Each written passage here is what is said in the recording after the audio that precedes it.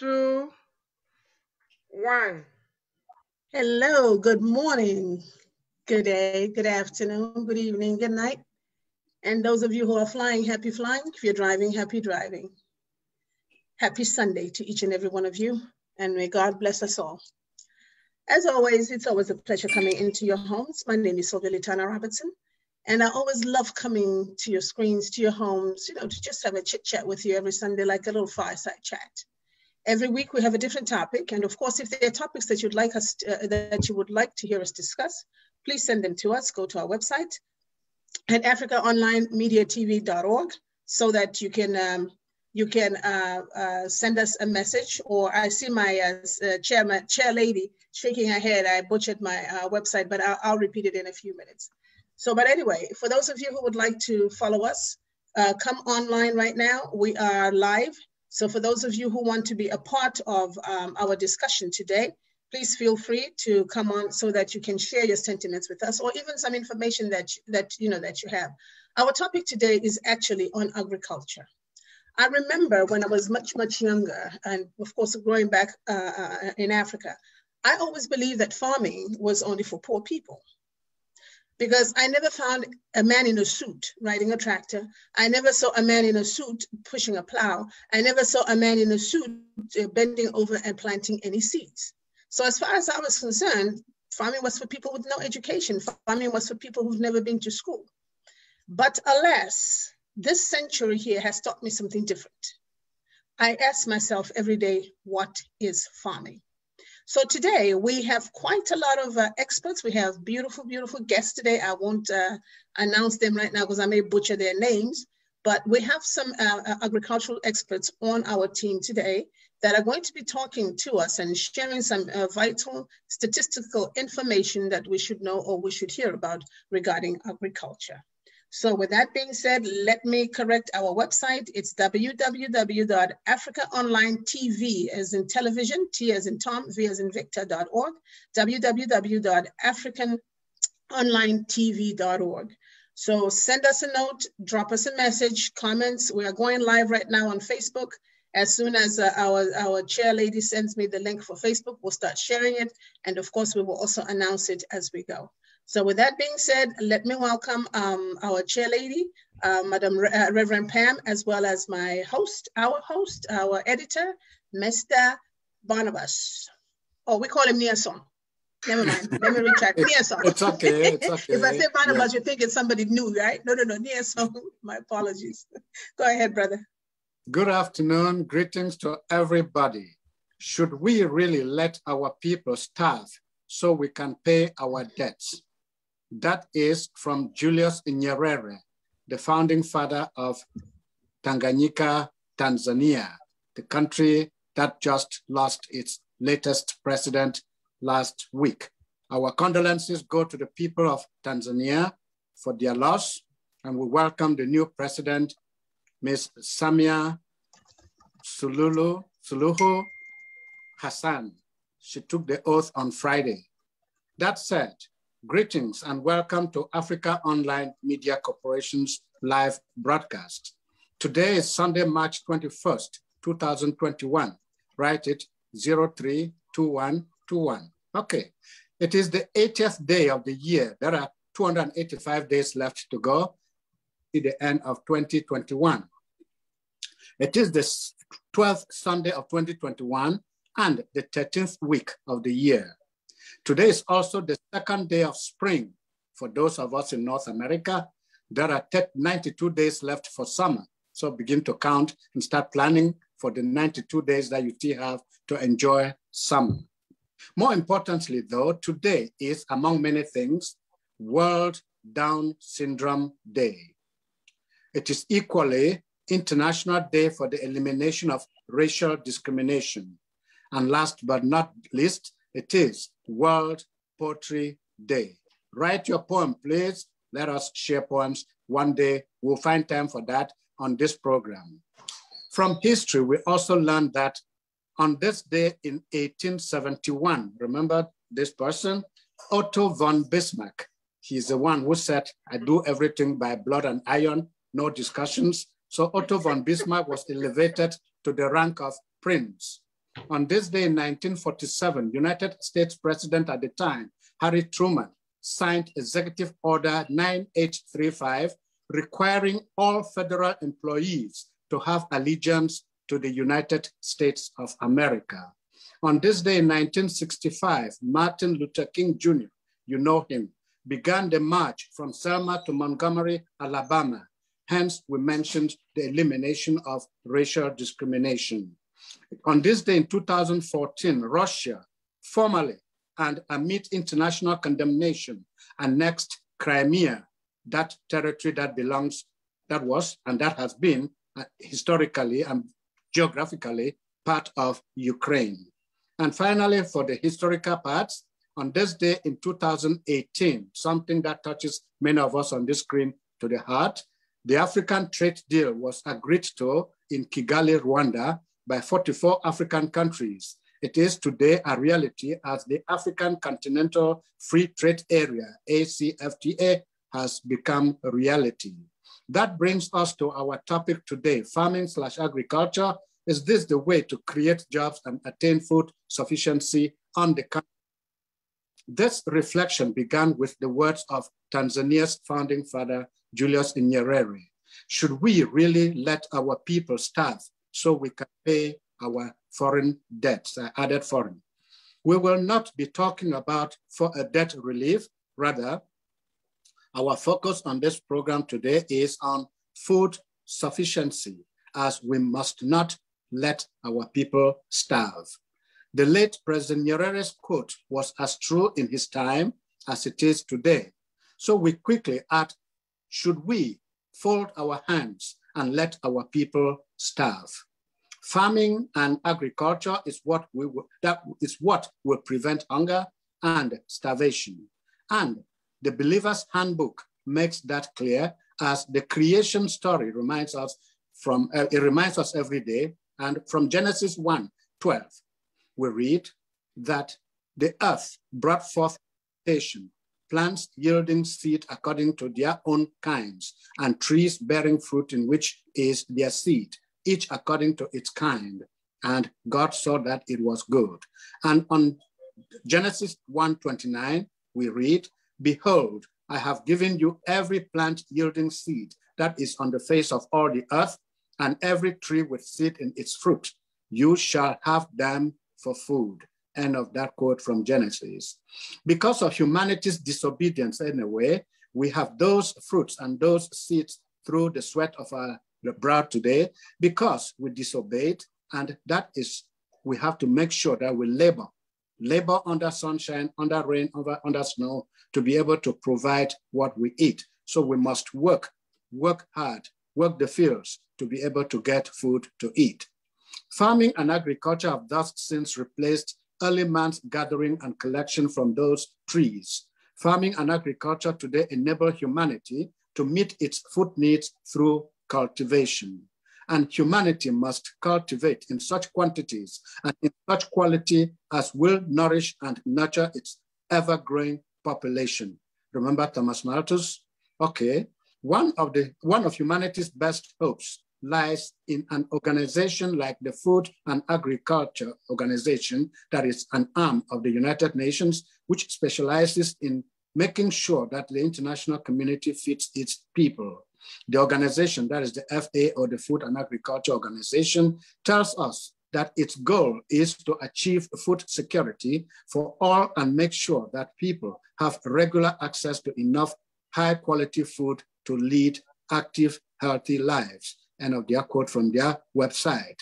It continues that it works with some 130 of the 194 countries worldwide to attain that goal, because it says, believe that everyone can play a part in ending hunger. Yes, the FAO and you and I on this screen this afternoon or this morning or this evening, depending on where you are, want to make sure that nobody goes to bed with an empty stomach.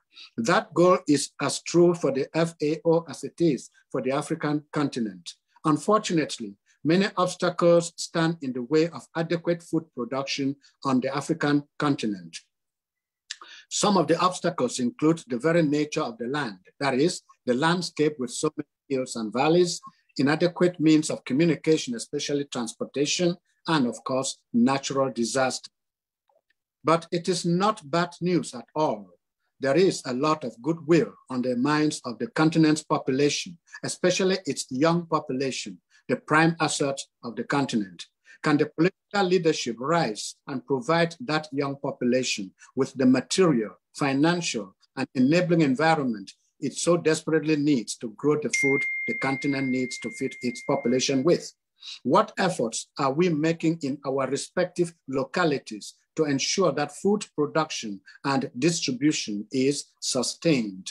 Will it be sustainable agriculture or conventional agriculture that turns things around? Or will Africa continue to rely on handouts and food aid for survival?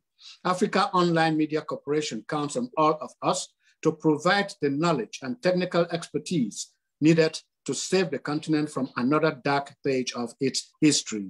We are the change we seek and the hope we must sustain to ensure that the continent does not know starvation anymore. As I rest my case, I take our audience to Texas, from where the chair of Africa Online Media Corporation takes the cue. Reverend Palm, over to you. Yeah, thank you so much, Nia Song. Hopefully you will help me admit people. Well, I can do while I'm speaking. I am so excited. As you can see, we have a lot of people on. Most of them are zooming in from across the Atlantic Ocean, and you know it's dark over there, it's late over there.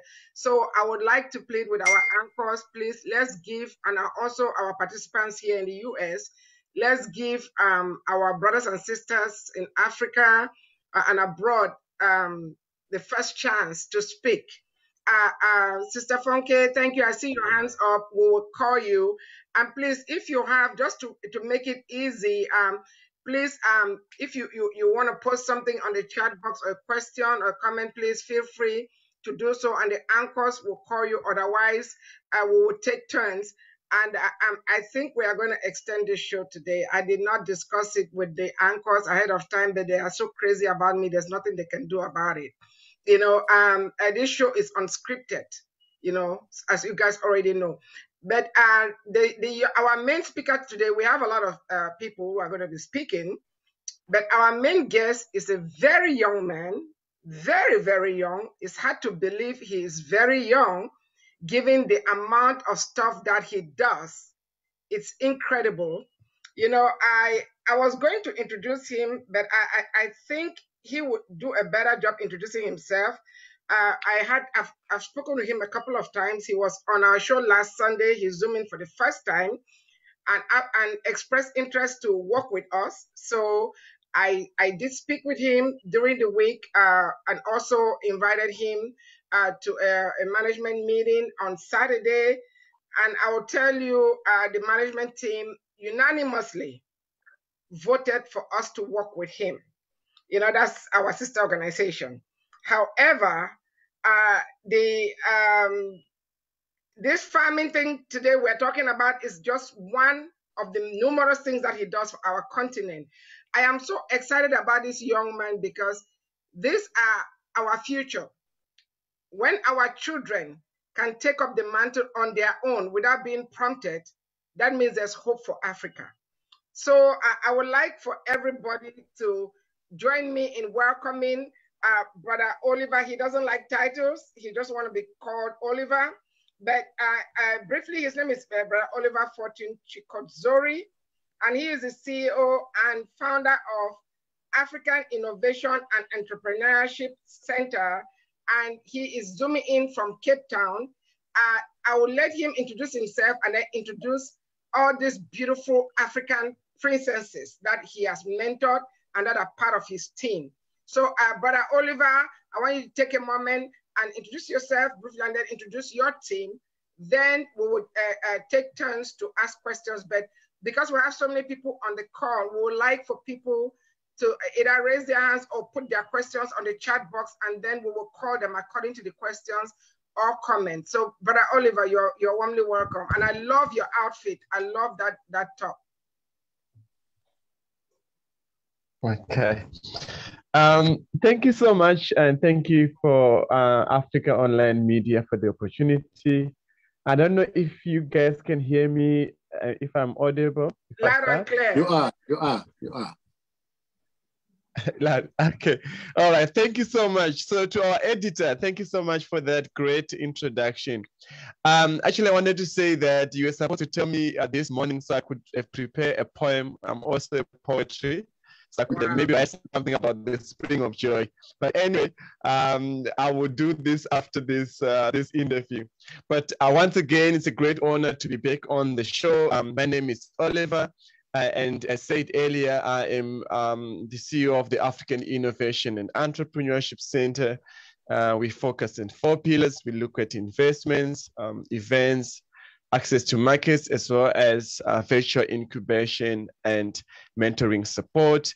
I'm also a writer and the author of the book called African Hidden Potential. I work with a number of organizations, but just in short, because I don't want to spend much more time talking about myself, I want to talk more about the topic of agriculture.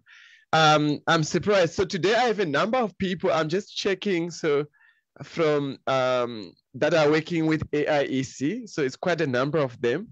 So I'll just highlight a few of them. So I saw Chiwaita, who is working with us in raising funds for oil and gas projects. She's based in Pretoria, South Africa, and she has done economics, and she has worked in both private and government sector, more focusing on intra-Africa trade and international trade.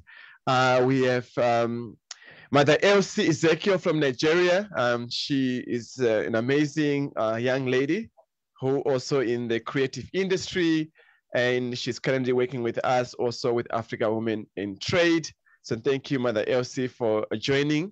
We have Emmanuel. So I have lots of Emmanuel. So I don't know if it's Emmanuel from Zambia, but you're also welcome, Emmanuel. Because I've got lots of them. I've got one of my great mothers from Master T. I don't know if I can pronounce her name very well. It's Mother Funky. She'll be doing a presentation on Thursday when we do the AIEC Global Investment Business Conference.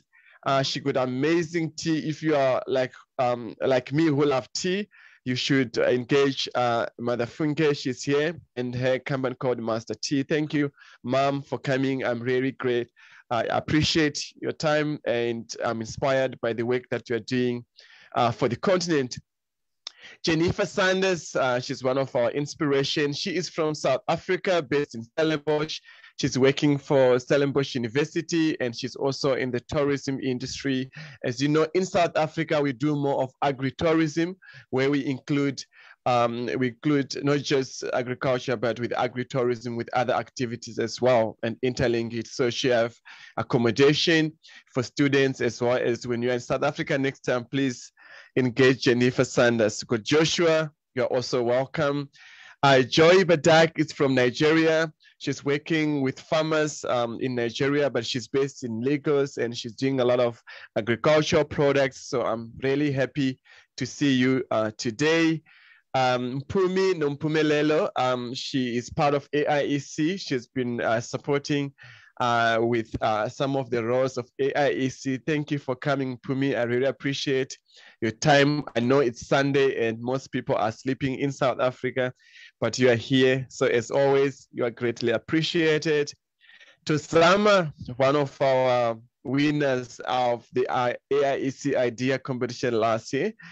You also started agriculture from the back of your yard. So we have a lot to hear from your experience and advice on how to do farming. So thank you for coming. Mr. Tunde, joining from Nigeria, also assisting us in engaging investors. He works with more than 32 investors from Germany to Asia and Africa. We are working with Mr. Tunde very closely on a number of projects. So thank you, Mr. Tunde, for taking your time to join us today. Mama Vivian, the CEO of the Little Steps College. We are working together, not just on the college side, but also on a business exploration trip to Congo Brazzaville and Congo Kinshasa in June. So thank you so much for coming. I'm glad that at least there's somebody who speaks French here.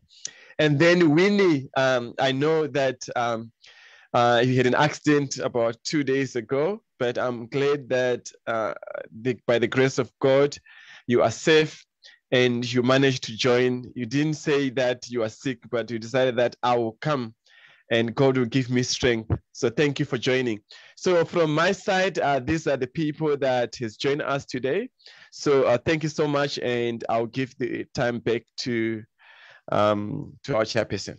All right, thank you so much, Brother Oliver. Madam Chair, can I disturb you for a minute, please? All the people that are on here, can you please put your names instead of your phone numbers, like the chair lady said, so that when we're about to call you, we call you by name instead of your number. Please change your number to your names. Thank you. Sorry, Madam Chair. Thank you, Madam President. If you don't know how to change your name, just put your name on the chat box and I will rename you. Okay, Brother Oliver, you'll be surprised. Our main anchor is very bilingual. So, Nia-Asong, please take a minute and welcome all our Francophone brothers and sisters like you used to do in Cameroon television. Go ahead, Nia-Asong. Bonjour, mesdames, messieurs, soyez les bienvenus. Africa Online Media Corporation est vraiment, vraiment enchanté de vous avoir dans cette émission, cet jour de 21 mars, je crois, c'est le 21, oui. Merci et soyez les bienvenus, soyez les nôtres, restons ensemble. Nous ne pouvons pas faire ça sans vous. Merci et bonne journée. Okay, merci beaucoup, Nia-Asong. Okay, so merci. Now I'm going to hand over to the anchors, Nia-Asong, and then we'll take turns. And like I say, we're going to have to extend the show today. We want everybody here is going to get a mic. Everybody's going to get a turn to speak. This show is unscripted. It's for Africans by Africans. So nobody is telling us when to stop. Amen? No, I'm not in church. Nia-Asong, over to you. Thank you very much. Thank you very much. Thank you so much. And the ball is right in the court of Brother Oliver. What makes you so passionate about agriculture, about farming, about food production and distribution? Brother Oliver? Okay. Thank you so much. Thank you so much for that opportunity. I myself, I was inspired by my own mother as well as by my father. We grew up in a village and we grew up doing farming. So a few years ago, I was married and my first wife died. And when she died, I went through a lot of trauma and I didn't know how. I used to cut my hands with a razor blade. I was going through trauma and depression and being alone. So I decided so one evening I was watching a program on, I think it was Cuba, when they were doing, they didn't have enough food in the cities and they were doing urban gardening, where they take people from the streets and they encourage them to do farming to produce their own food. So they turn parks into gardens. So I was so inspired, and the following morning I was so energized, and I started behind the back of my yard. I started taking out flowers and growing vegetables, and that was so therapeutic. So from there I developed the love for farming, and I always say that everybody needs. Once in a while you need a lawyer. Once in a while you need an economist. Once in a while you need a doctor, but every day you need a farmer because we must eat. So I'm passionate about farming because it's therapeutic, because also it's the answer to the challenges that we are facing as Africans. It's the answer to food production, to poverty, and to everything. And that's why I'm so passionate about farming. And also with the idea of building the Africa we want, when we talk about development by Africans in Africa, for Africa, we need to talk about farming. How do we support farming? How do we make sure that we have gender equality? And how do we make sure that we add value in the produce that we produce in Africa and promote intra-Africa trade? Thank you. Co-Uncle Sylvia, over to you. Yes, I think for now, let's just call on each individual that we have, like the chair said, so that everybody gets a chance to introduce themselves and say what they have to say about the farming, the experience with farming. And then once we've done that, I believe then we can come back and do questions and answers, if that's good enough for you guys. Go right ahead and call on the people. Thank you. So I don't see very well. I'll call upon, is it Vivian? Miss Vivian, unmute yourself, please, and tell us a little bit about yourself and your farming. What is farming to you? What are you doing if you're a farmer? What are you growing? Or what are you raising? Go ahead. Good evening, everybody. Speak in French also. She speaks French also. Vous pouvez I hope parler. everyone will understand. Bonsoir. Vous pouvez parler en français et en anglais. Bonsoir. Bon. Oui, bonsoir. Utilisez les deux langues, s'il vous plaît. Ok, d'accord, d'accord. Bonsoir à tout le monde. Je m'appelle Madame Viviane Pungi. L'agriculture a une très grande importance pour moi parce que je suis issue d'une famille qui sont des propriétaires fonciers et je pourrais dire pratiquement tous mes oncles sont dans l'agriculture. Et j'ai été élevée à l'étranger, bien sûr, mais les ressources de mon éducation, de l'agriculture aussi, parce que l'agriculture était une grande source de revenus dans notre famille. Et pour moi, l'agriculture représente vraiment un très important pas dans la vie et en Afrique, parce que c'est ce qui va faire vivre l'Afrique. C'est ce qui va faire avancer l'Afrique et faire à ce que l'Afrique puisse être autonome, qu'on puisse être à mesure de vivre avec notre propre produit au lieu de dépendre toujours des Occidentaux. Et dans mon projet, j'ai les intentions de faire de l'agriculture dans mon village natal et avoir des échanges avec des entrepreneurs d'autres pays pour faire des échanges et développer l'agriculture dans tout le continent afin que les échanges puissent être plus faciles dans toute l'Afrique et qu'on puisse être à mesure de nourrir toute l'Afrique, nous-mêmes les Africains. Merci. Thank you very much. Not that I understood the word you said, but I heard agriculture and I heard that it's good for the life and it makes a good living. Sorry, and I do enjoy doing that. So I'm good. I'm good. Thank you very much. Oh, God. Thank you. Also in the continent, so it's fine. I just briefly summarized what she said. I briefly summarized what she said in the chat. Thank you. Oh, okay, great. Okay. All right. All right. Thank you so much, Vivian. So the next person that we're going to ask, the 773, you still haven't given me your name, so I'm skipping you until you change your name. No, she's zooming back in. I think she dialed in instead of zooming, and she's sending me. Oh, I see. Okay. Okay. So, all right. But no problem. Let's go with those in Africa first. You can okay. See, so is Leon in Africa? Is Leon in Africa? Yeah. No. Who's in Africa right now? The rest of them. Most of them. Most of them. So let's go with Joshua. Let's go with Joshua. Joshua Ngoma. Yes, yeah. My name is Joshua Ngoma. I'm in Johannesburg in South Africa. I develop entrepreneurs, particularly focusing on agriculture. So I develop young men and women into successful agripreneurs, and we got the training facilities in Centurion, which is between Johannesburg and Pretoria. And our aim is to get young people to get interested in agriculture by introducing them to modern methods of farming and make agriculture sexy.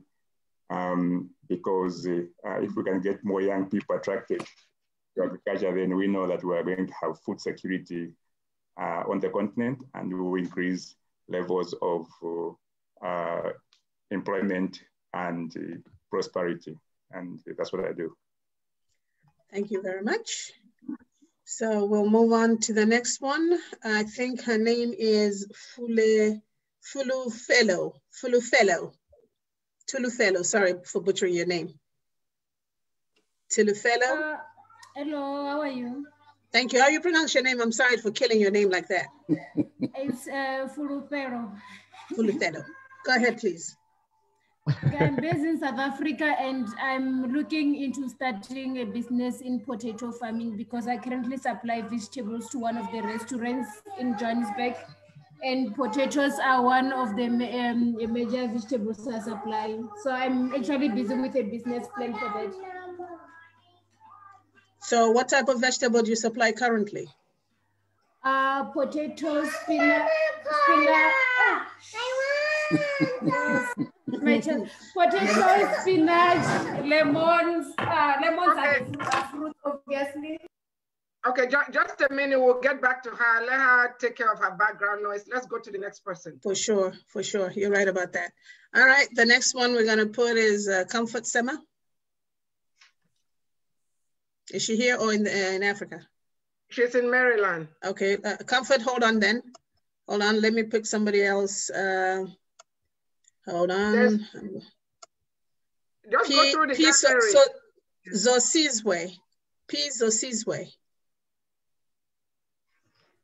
Good evening to everyone. Good evening. I can see you are very well. I am in Cape Town in South Africa. Can you hear me? Yes, we can. Yes, I'm in South Africa in Cape Town. I work with Winnie at Joyce Mesh Poultry and Farming. We are currently doing chicken, growing chicken. Fantastic. Are these layers or broilers? Yes. Which ones are you growing, the layers or the broilers? The broilers. Excellent. Yes. Excellent. Thank you. All right. We're looking at Tozama. Evening, everyone. Good evening. My name is Tozama. I'm in South Africa in Cape Town. The name of my business is Tonariso Organic Garden. It was formed in June 2019. Is to promote a healthy lifestyle and living among members of the society. It started without any funding from my backyard. I started from my backyard without any funding. Then our vision is to teach and train young children from the foundation level how to eat and live organic through gardening services. We prepare them to be the entrepreneurs of the future. Our mission is to strive to restore back broken families, communities, maintaining a healthy living through youth development and life skills. What we do, we plant, cultivate, and sell our organic vegetables to our local communities. We are different from the competition because we do day by day. We chop some veggies for our customers and the price is reasonable. We noticed that our customers have become aware of the healthy risk associated with eating junk food. We see a high demand of eating organic vegetables. So my long-term goals is to produce other products of organic vegetables, such as jams and juices. And my 5-year, and also I've got a long-term in doing a school academy for young children in my community so that they can do the theory in the classroom and do practicals in the garden. Thank you so much. That's beautiful. Thank you very much. I think to make my life easier here, Oliver, can I ask you to please call out your people so you know the guests that you brought on today, so I'm not fumbling and butchering people's names. Are you still on, Oliver? Okay. Thank you. Yes, thank you so much. Can you hear me? Yes. Yes. Yes, we can. Okay. So I'm going to call now. I'm first going to say to Tozama, please keep your device on 1%. It was moving and it was dark background. And then so I'm going to call Sisiwini from Joyce Marsh. Please introduce yourself. And let's keep it short, please. Thank you.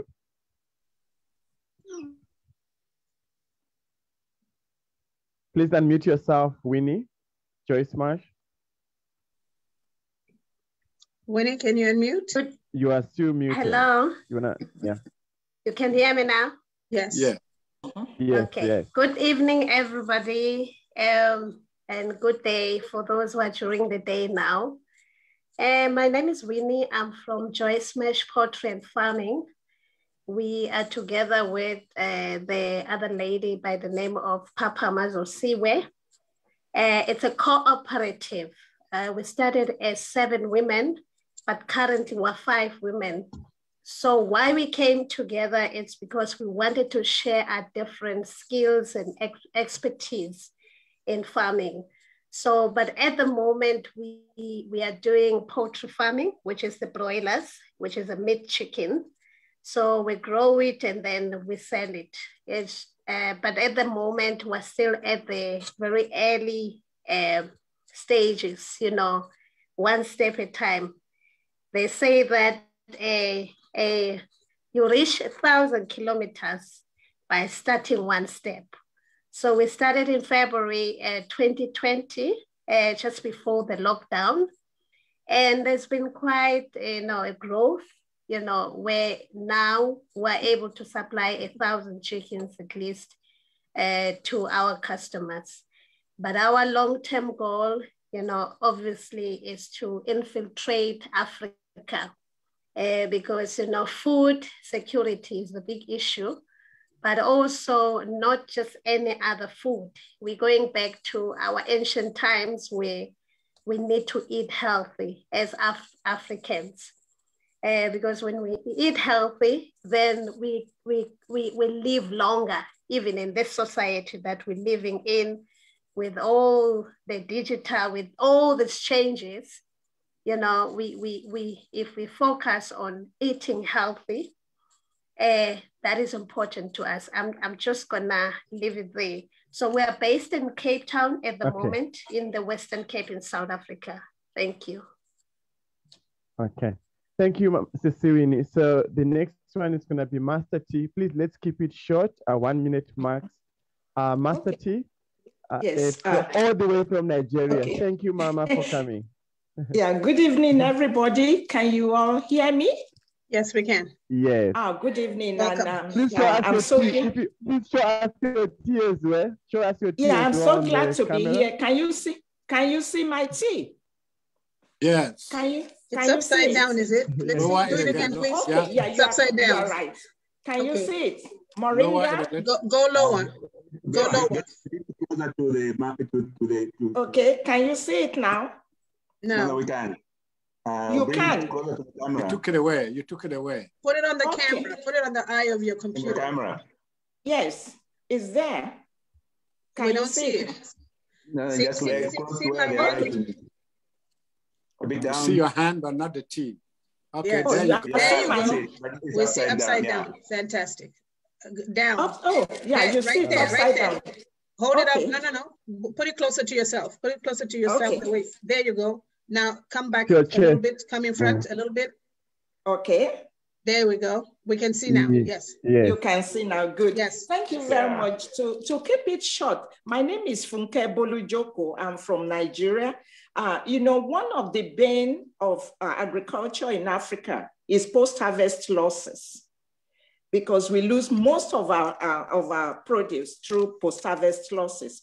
We are an SME, a research-based institute company, and we are basically looking into the sort of fluids that we can take that will help to add health to your system. So rather than taking sodas with a lot of sugar, we went into the various herbs that we have in Nigeria. Basically, we deal with 5: moringa, ginger, hibiscus, turmeric, and then the black tea. They are all non-GMO. They are also caffeine-free. And we do this without any preservatives whatsoever. So it's 100% natural products that we are producing. And we know the various advantages of moringa in terms of the health of your heart, because of the high level of potassium in it. Also that of hibiscus that effectively helps to lower blood pressure and also reduce stress so that you sleep well. So we have 13 SKUs of our various teas just to add health to your system. And just like my other sister said, we need to eat healthy and we need to drink healthy, because everybody needs fluid, and that's where we are.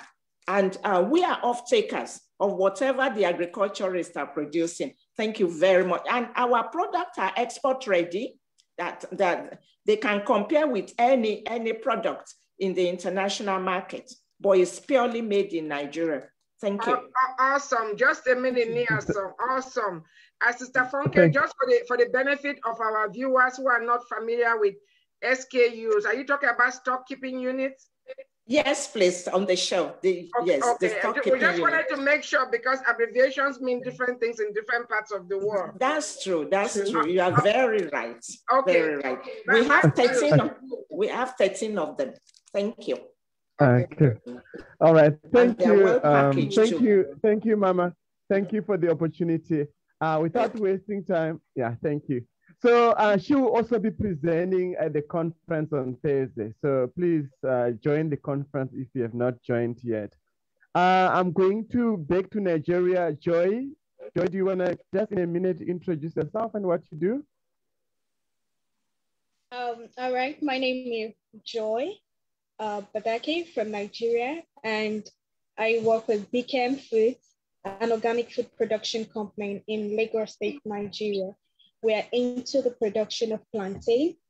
We're into the production of ginger, garlic, soya beans, and wheat. And all of our products are also processed into powder form for exporting, either in fresh or in powder forms, ready for exporting. So basically what we do is organic food products that we process into powders for people who need it urgently and those who need it in fresh.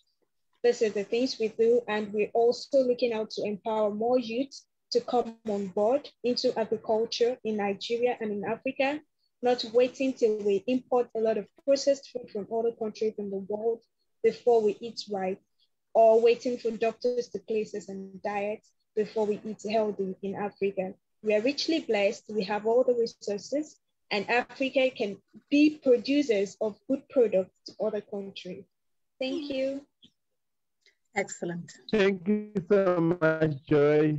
By Africa, in Africa, for Africa. Thank you so much. Wait. Before you let Joy go, before you let Joy go, tell Joy when that blouse comes back from the dry cleaner, I'll send her the address to ship it to the United States. Okay? Oh my! You know all these hijackers on this show.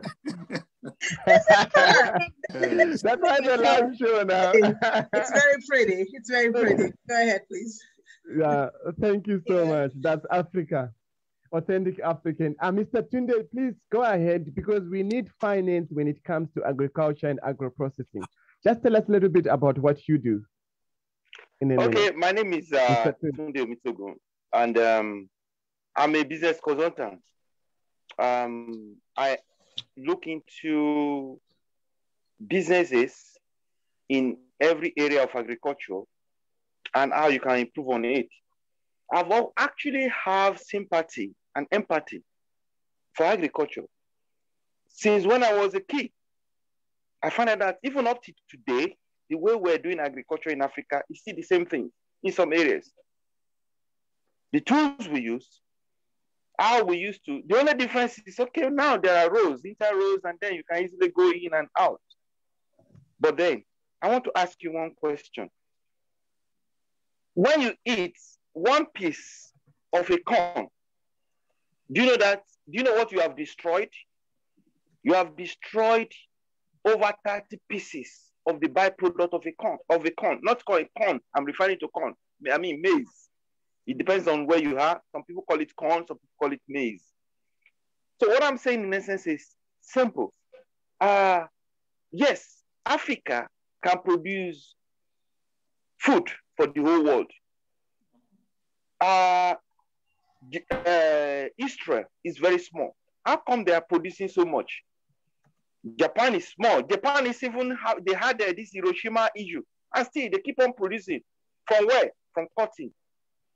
The issue is this, like the last two speakers of what they said, what we have to do is to produce, after you grow your agriculture, is to do what is called agricultural processing. Maize could be used to produce over 50 different products. Not just going to your room and then cook that maize for me, and then you start eating maize. What you are doing is you are destroying so many maize. Okay, after you have done, you have eaten the ones you could eat. What of the remaining? What do you have? What happened? No storage facilities, no finances, nothing you can do. And you only have 1 or 2 months to export it. If you don't export it within 1 or 2 months, it's going to go by. You're not going to. There is nothing you can get from it. So, in essence, what we do is to look for value chain of agricultural processes. Like I told you, in Malaysia, for instance, which I know of, their corn is used to, they use it to make cake. When you hit the cake corn, the cake corn, believe me, you will condemn all the cakes in the whole world. I'm 100% sure of that. You're going to condemn it. I'm not joking. You understand? Maize too could be used for maize starch. Up to today in Nigeria, they have not been able to meet the demand for starch. Not to talk of, so at the end of the day, they have to be importing starch from USA. In Nigeria, that is producing. They produce the maize, export it. Then, when they are getting it back, they are getting it back in form of starch. So you can look at the trend. Are you going to produce something for yourself and you eat? Yes, we are going to feed ourselves. Do you know that in Malaysia, I will still reference it because I have so many evidences regarding it. In Malaysia, the Malaysia industrialization started from agriculture, from palm plantation to vegetable oil production. In China, your palm plantation that palm plantation, you use it to produce that red oil. In China, you can have red oil, green oil, black oil, olive oil, everything oil. You understand? We have to learn how to, so that when we're sending out so many people, when you produce so many agricultural products, you send it out. Yes, you made about how much? $50,000. How much is $50,000? By the time they converted those things to processing for you, you can't afford 50 million that is going to enter back into your country. So some things have to change. That is why I told you I have sympathy. So many things. The tools we use, everything we use. Look, okay, there is now mechanized agriculture. So whatever it is, what we do is to look for agricultural processing. What you can translate to whatever you produce into, whether into cake, noodles, and so on and so forth. Thank you. Thank you so much, Mr. Tunde. Without wasting time, I would like to round up in Nigeria with Mother Elsie. Please, let's keep it short so that we allow everyone to have a chance and then we can have a dialogue. Mother Elsie, tell us about yourself and what you do. I can see Nigeria is represented today. Of course, always. She needs to unmute herself. Please unmute yourself, Mother Elsie. Okay, let me see if I can unmute her. Hold on. No, you can't. She should be unmuted. Maybe while we're waiting for Mother Elsie, please prepare Mother Elsie. We'll go to Shuwaita. Please, Shuwaita, tell us about yourself and what you're trying to do. And then after Shuwaita, then we'll come back to Mother Elsie. Shuwaita, please introduce yourself. Good day, everyone. Good day. My name is Twaita from South Africa. And I am a trade expert and I do capital raising for various sectors. Agriculture is one of the sectors that gives Africa an opportunity to tackle poverty, unemployment, and industrial development. So we can characterize agriculture as one of the low-hanging fruit. We've got the land. I think one speaker did mention that. So we can easily have a comparative advantage over all other regions or on agriculture. And we have, with agriculture, we can tackle the triple challenges of poverty, unemployment, and underdevelopment. Africa is one of the poorest continents. So we can, through agriculture and interventions such as these, tackle the triple challenges of unemployment, poverty, and underdevelopment. And it is also one of the sectors that through innovation, we can easily scale up to the tertiary sector. Yes, we need to be mindful of the challenges that we have brought about by climate change.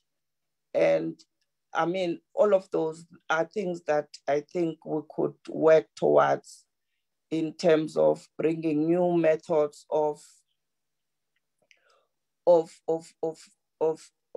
cultivating and working agriculture.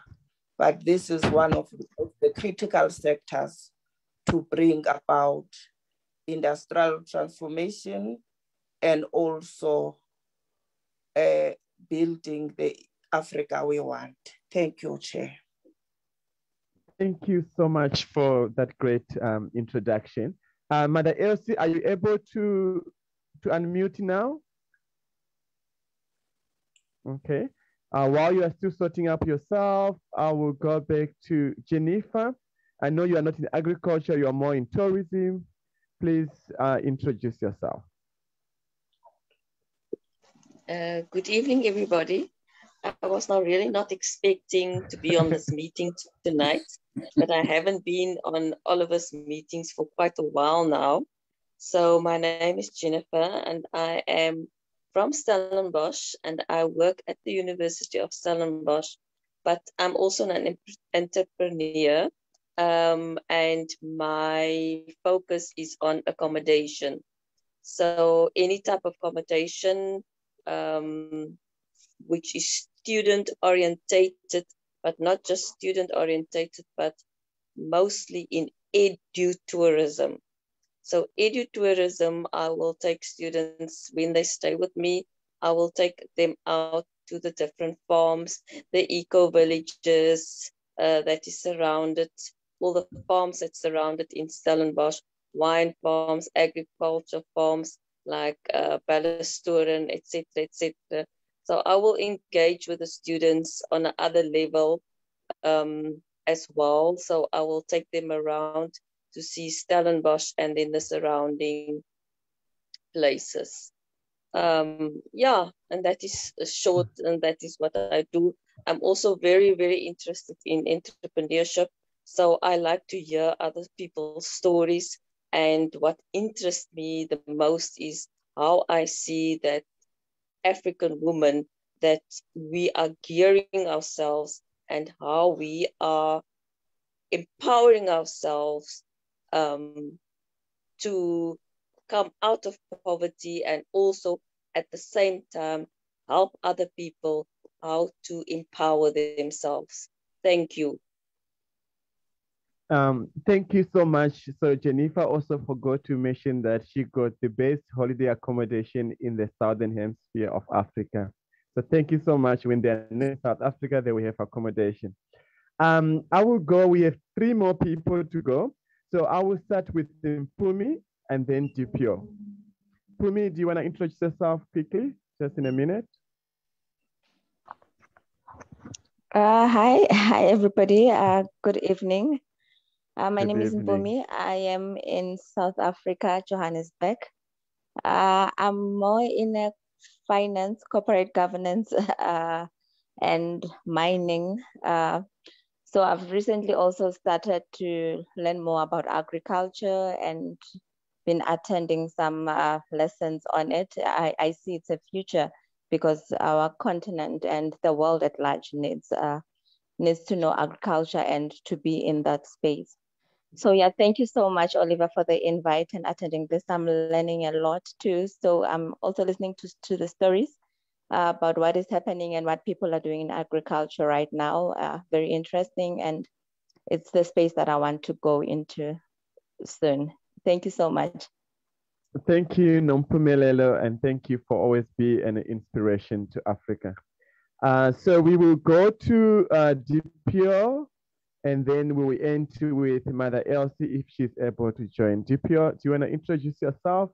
Dipio, she got a program tomorrow for supporting young children in entrepreneurship. So maybe she will tell us about that as well. Please unmute yourself. If you can hear us. Okay, we'll get back to them if they can alert us by the chat box when they unmute themselves. Okay, she did unmute. She did unmute. All right, let her go ahead. Dipia, Dipia, go ahead. Good evening. Thank you so much, Olivia, for this opportunity. Oh, something went wrong there. Introduce yourself. We can hear you. Yes, we can. All right. I'm Dipuo Nkemleke from South Africa. I run a children entrepreneurship programs wherein we teach and train children about finances and business. So tomorrow we are having a meeting, an online meeting. It is basically about finance with children. So we're looking at children below the age of 18, wherein we train them about finances and money. I mean, finances and business. Thank you so much, Olivia, for the opportunity. Yeah, thank you so much. You can post on the chat box the link to tomorrow's program. Thank you, and I'll give the opportunity back to the chair. Thank you. Yeah, thank you so much, Brother Oliver. I am very excited about this young man that I'm about to introduce. He's a farmer, and I think Brother Joshua, who zoomed in at 9 o'clock this morning because he thought it was 4 o'clock his time. I just happened to be on Zoom, you know. So, Brother Joshua, thank you for zooming back in. But you mentioned something, and so far to the anchors, we have questions from Brother James, Ode, something, and Ambassador Lisa. So we'll be calling them in that order there in the chat box. But he said something about making farming sexy or something. All right, I brought that up because we have a sexy young man who is a farmer, very excited. Madam President, I see your reactions. He's been on this show before, you know, so I am going to introduce this young man, always full of energy. I would like him to say his age and then talk about farming. I know thousands of people are going to watch this show, but there's no way these young people are going to watch this sexy young farmer and not get involved with farming. So it's my honor to introduce Ashani Hamilton, the most sexy farmer alive. So Ashani, the mic is yours. Oh, thank you so much, Reverend Pam. First and foremost, Africa, how are you guys doing today? It's doing good. We are doing well. It's an absolute honor and privilege to be here. I'm usually a little louder, but I'm real tired. I've been working all day. I'm actually here in Florida, and I ride horses. I'm the farmer on the go. I'm the farmer on the go. And my name is Ashani Mabala Hamilton. Ashani Mabala means the rebellious one. And I am definitely that. My organization is called the Farmbassadors Global Corporation. The beautiful thing about my corporation and what I built with my friends is all of the wonderful, wonderful programs, the tourism, the entrepreneurship, all of those programs can fit on our platform because we're bringing agriculture all over the world. We at the Farmbassadors Foundation, we're here. Our mission is to make agriculture sexy again. See, the world is a different place now. So instead of playing people at a different game, we're playing them at their own game, and we're going to teach the people how to feed themselves all over the world. We can sit here and talk about agriculture in our group and chats, but if the young people do not know how to feed themselves, it'll never matter. If they do not understand the necessity of the life that we're in right now all over the world, the average age of a farmer is 62 years old. So what's happening in a couple of years? There's a transition of wealth happening, and I'm preparing the young people, the children, with children along with the elderly to start connecting lines, to be able to start teaching each other how to feed each other all over the world. Our major conference is in Jamaica. In next year, you are all invited. It's called Make Agriculture Sexy Again in Jamaica 2022. This organization, this foundation is coming together, and we're bringing $1 million to Jamaica. This money that we're bringing is going to be building up infrastructure in Jamaica to keep our programs there running. We're going to Belize in 2023, and I would love to come to Africa in 2024. What we're doing is, see, I had the privilege of going all over the world and realizing that the way how they keep people uneducated is they keep people poor by keeping them uneducated. And you realize that, okay, I'm going to use my privilege of education, me and my friends, and we're going to go all over the world to the developing nations. Instead of asking for help, we're just going to do it ourselves. And this is our philosophy and our motto here at Farm Ambassadors. Thank you so much, Reverend Pam. This woman chases me down. I'm always all over the place, unfortunately.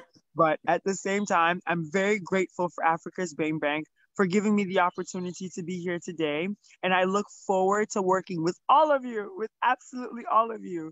And blessings be to you all. And if you need any kind of questions, comments, or concerns about what we're doing, when we say make agriculture sexy again, we want to teach people that the definition of sexy is self-sufficient.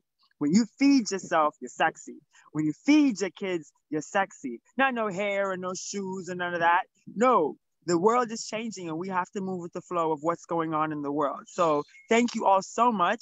And I look forward to working with you guys in the future and today. Blessings be. Thank you, Reverend Pam. And thank you all so much.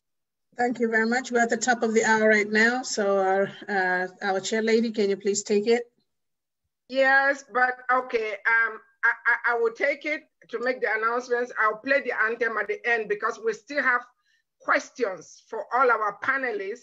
And when I first met Ashani, I just wanted to adopt him. I just wanted to carry him. I met him in July of 2019 in North Carolina. I just wanted to carry him and bring him home with me. That's the kind of energy he has. And Ashani, you'll be helping Brother Joshua and Brother Oliver to make farming sexy again. It's another age, because by the way, you are 26 years old, right? You're 26, right? Yes, I'm 26 years old. Just turned 26, yes. Fresh. Exactly. Fresh and single. Queen. So, all right. So we need you to help your brothers and sisters on the continent know that farming is more sexy than being on WhatsApp all day, you know. But anyway, we'll be playing our anthem at the end of the show instead at the top of the hour, because we still have it took 1 hour for introduction. Isn't that awesome? And this is without us advertising this show. So can you imagine what will happen if we advertised it? You know. So anyway, starting tomorrow, we're going to be talking about uterine fibroids and endometriosis. You know, that's something that a lot of our African sisters, you know, suffer with. I had suffered with it in the past. No, not anymore, thank God. The pain is unbearable. Even the Black women in the diaspora, all Black women, you know, it's very rampant in our among our people. So we're going to have Dr. Kingsley Ogoji, who I'm sure is going to be zooming shortly. He's our chief medical advisor. He's always on this show. And we're going to have our point physician, Dr. Adeline Nukuna, both of whom are OBGYN doctors. So we're going to have a tag team, a brother and a sister, that are going to be talking about this. So we are encouraging all the sisters to zoom in and hear from your brother and your sister what to do about uterine fibroids and endometriosis. So at this point, I am going to hand over back to our main anchor to start posing the questions. Again, if you have a question, post it on the chat box so they can call you, because we have a lot of people on this. And again, like I said, many people came on without us even advertising the show. So please post your question. So far, Brother James had the first question, Ambassador Lisa, and then we'll go down the chat box. I will also give a chance to Dr. Ade. There are 2 Ades on here. There's an Ade Adejeji. I think this is his first time too. So please, anchors, let's make sure we give everybody the mic. Niaso.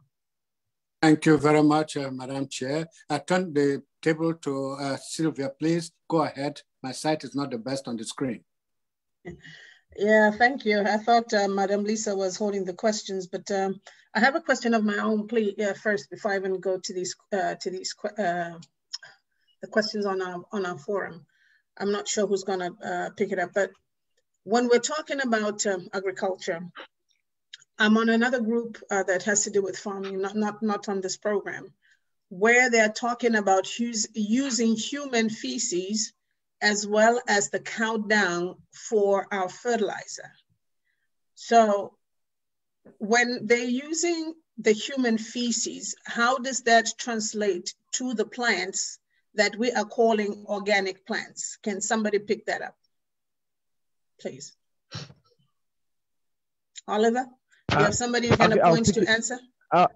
I'll pick it up on one side. I don't know much about human feces. I don't know how they work when it comes to healthy, but I know about cow dung. So cow dung is very good when it comes to making compost or fertilizer for agriculture. It's healthy. It is nothing, because the animals, or like the cows, they eat grass. Natural herbs, in other words, natural herbs, and it's healthy. I don't know much about human feces, so I don't know if anybody on the show that is much more familiar with that can be able to answer. Can somebody answer that?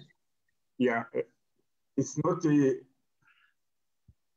really about feces, but what the people have done is, like, if you look at they use the sewage sludge and convert it into organic fertilizer, but it's sterilized. So I had one colleague I was working with on the Pretoria Works, where the sludge was going through ammonia, and then it was going through heat.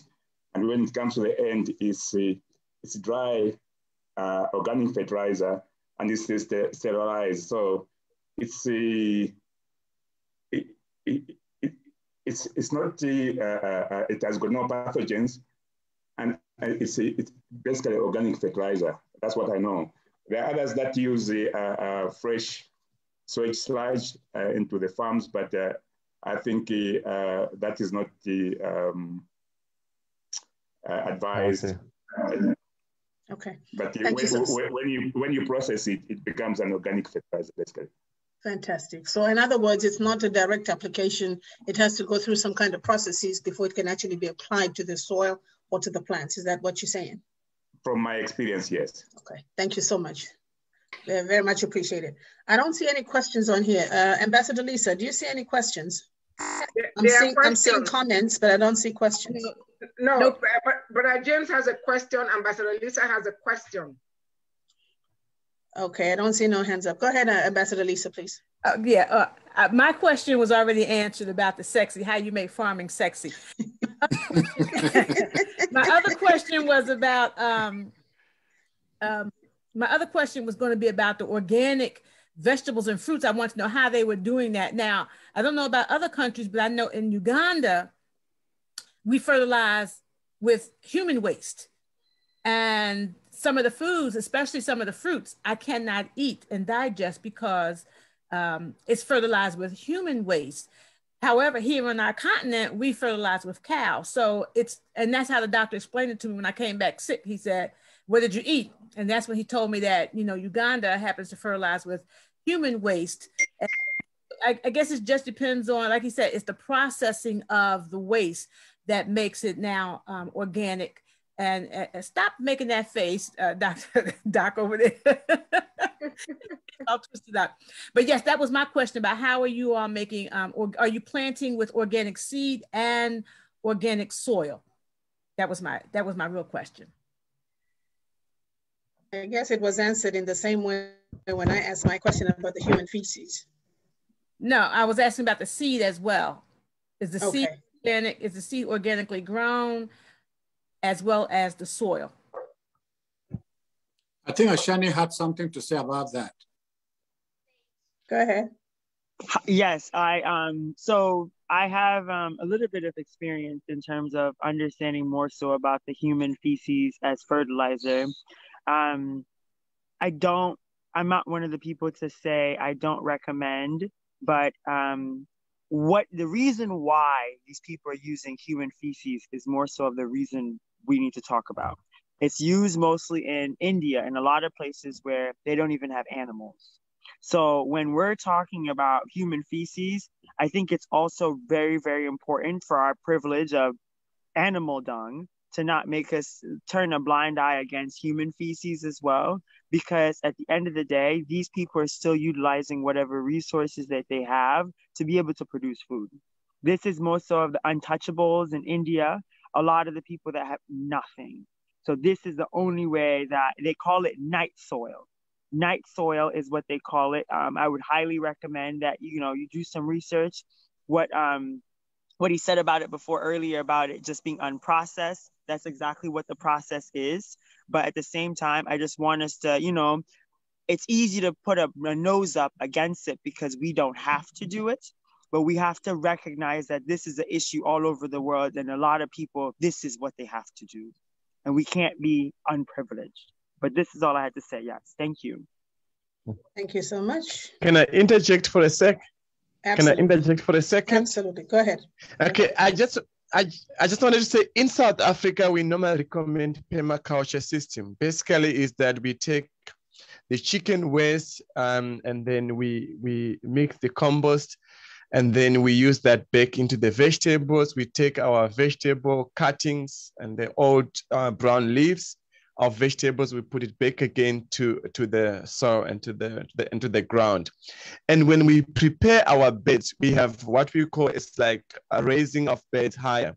So we use your newspaper, we use the organic matters. So the organic matters that we have layers of different organic matters from the grass that when you plow the land, when you plow the land, you get the grass, you get the soil. So we put the grass and the soil back to the ground with other organic matter. This can be seaweed, they can be from the chicken manure, or can be also from other leaves or any other cuttings of organic natural herbs.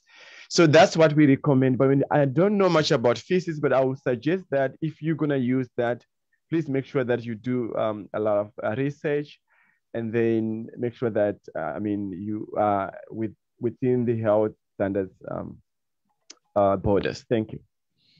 All right, can I also add something? Talking about organic, in terms of what the seed we use and how we grow it actually determines the result in terms of us saying organic.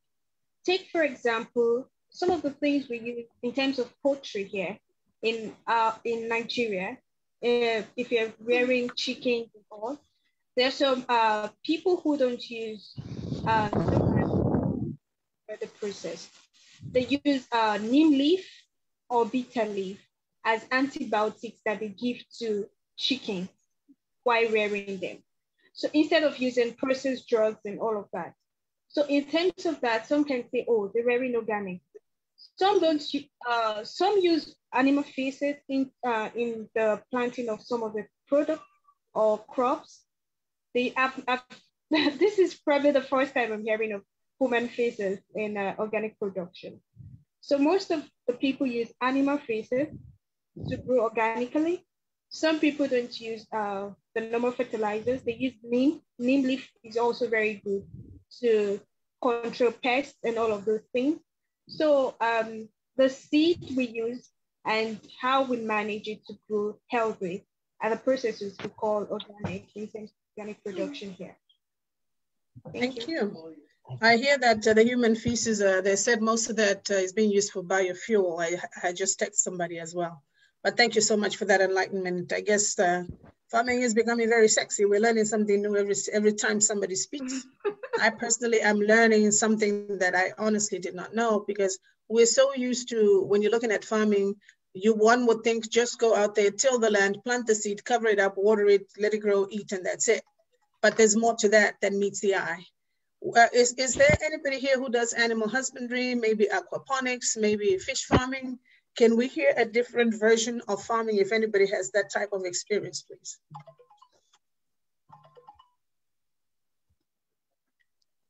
Brother James's hand has been up. Okay. Yeah, go ahead, Brother James. Yes, good evening. Thank you for the invite. And I want to thank Mr. Larry Ajibade for inviting me to this session. It has been a very educative one, listening to everybody for how they are practicing all over the world. Thank you, Ashani, for that good energy that you brought into the system. So I just have a quick question. The question that I have, I would rather want somebody that is outside US. Brother Ashani, please, I know that you are here in Florida, as you said. So if you bring that thought in, it won't resonate very well, but I want somebody who's outside US, particularly people in Africa, to actually chime in. There's a woman from Nigeria who actually introduced tea into us. That is something that I'm a technologist. I work in IT space. Work in technology, every new technology, I shoot for it, I run for it, but I'm an entrepreneur as well. So I'm more interested in, are we using any technology in Africa today to support the farming? I'm talking about all of these amazing things that can help us quickly to get to where we need to be. I hear somebody from Africa talking about, from South Africa, talking about, post harvesting. Those are the things that people do here. We eat corn all year. It doesn't matter, summer, winter, fall, it doesn't matter. We eat it all year. So that is something that I'm hoping that we could achieve, but without technology, it's gonna be a little bit tough. So I wanna know if somebody can talk about how they use technology in farming in Africa. Thank you for having me.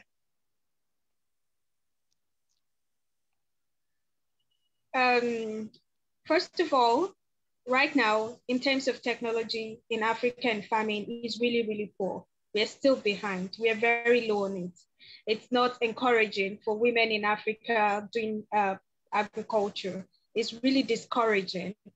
For now, some of the machines we use are probably dehydrating machines for drying our product to make it dry on time faster because of the raining season in Nigeria or in Africa. So most of us, we've made use of dehydrating machine to make it faster for us in terms of that. Then some of the machines available are probably sealing machine, slicing machine for cutting some things.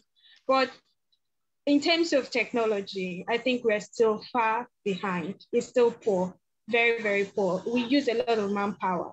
We use a lot of people on the farm. We use a lot of, we employ a lot of people to plant, to harvest, and a little bit of processing. Then we use technology for the processing, just a little bit. So we're still behind. I hope that answers your question, sir. Thank you, Joy. Thank you so much. Okay, just to add on the technology. So one of the things since last year, we are also working on that, where we introduce new technologies in farming, like for example, aquaponics. Someone was asking about aquaponics, hydroponics as well. We are collaborating with a number of universities as well to be able to introduce that in Africa. So we are making some progress, but I think together in collaboration, we can do more. Thank you. Thank you, Oliver. Thank you. Okay. Did they answer all your questions, sir? Yes, thank you. Thank you, ma'am. I'm sorry, go ahead, please. Thank you. Oh, thank you. This is very, very interesting and very eye-opening, most especially in the area of farming that a lot of us are not really looking into. And my question goes to Mr. Tunde and Mrs. Nkemleke and Sister Joy, because they're in Africa, and my question is they're in Nigeria, and hopefully they can help out. Mr. Tunde, you passionately expressed concern about processing in Nigeria. And I can count a lot of people who they've tried to invest or start farming, and they have a lot of ideas. One of the things that has been a challenge, or that have been challenging their transition or establishing or putting resources down for farming in Nigeria especially is government regulation. And it's very tough from registering a business, getting a farm, and rather, instead of allowing you to buy land and so you can start your farming, they rather have a foreign or the Chinese people over. And what I'm saying is evidence-based. I was watching a video, and the video is about cassava being processed in China. They will get the cassava from Nigeria, export it to China, and bring it back to Nigeria. So in connection with Brother James' question, what do you think can be done to help and make agriculture the sector that it's supposed to be, one for Nigeria and also for Africa? Because without food, without famine, people will go hungry, people will die. And that has been a lot of the question I've been asking myself. How do we help to break that kind of challenge? What is the government doing? Because it seems that you really know about that area in Nigeria. And also for the moringa tea, like I have someone who has about 2,000 hectares of land of that moringa. I don't know what it's called. And they wanted to start using it, exporting it. It's been a challenge because they couldn't access, they don't have access to all the machine, all the funds, government support. It's a big deal. And these are the things that I'm hoping that answered so that it can become something that we can open a forum to talk about it so people can come together and put something to help in Africa. Can they unmute themselves? Who wants to come first? Can I speak? Sure. Yeah. Okay. Yes. Funke Bolujoko is my name. Thank you very much for bringing up this issue. One thing we know is that, first of all, when you are talking about what does the government do, we know in countries where they are into processing or industrialization, so to say, the cost of fund is a lot cheaper than what we have in Nigeria, in Africa. And that is one great area that we feel either the government or people could invest, could help. If people can have access to funds, because the processing equipment, they are not cheap. You are talking about the person with a large acreage of moringa farm.